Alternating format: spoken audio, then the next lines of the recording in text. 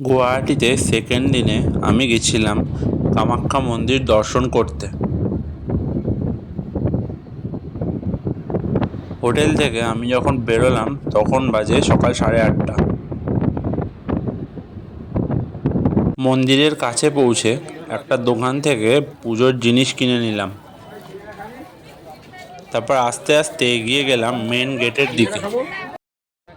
এখান থেকে শুরু হচ্ছে কামাখ্যা মন্দির যাওয়ার সিঁড়ি। এটা হলো কামাখ্যা মন্দির ঢোকার মেন গেট। এই মেন গেট থেকে সোজা চলে গেলে যাওয়া যাবে ভিআইপি লাইনে, আর মেন গেট থেকে ডান দিকে গিয়ে চলে যেতে হয় জেনারেল লাইনে।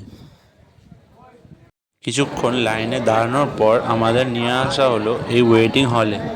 এই ওয়েটিং হলে দর্শনার্থীদের জন্য সিলিং ফ্যান আর কুলারের ব্যবস্থাও রয়েছে। ওয়েটিং হলে প্রায় 2-2.5 ঘন্টা বসে থাকার পর আমাদের লাইন শুরু হলো।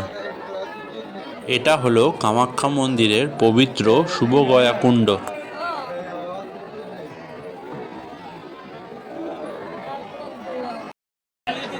এখানে প্রচুর পুণ্যার্থী পুণ্য স্নান করে থাকেন। লাইনে দাঁড়িয়ে থাকা পুণ্যার্থীদের জন্য এখানে বসার আর ফ্যানের সুব্যবস্থাও রয়েছে। এই লাইনে প্রায় আরও 2 ঘন্টা দাঁড়িয়ে রইলাম। এই জায়গাটা এসে লাইন প্রায় 2-3 ঘন্টা একই জায়গাতেই থেমেছিল।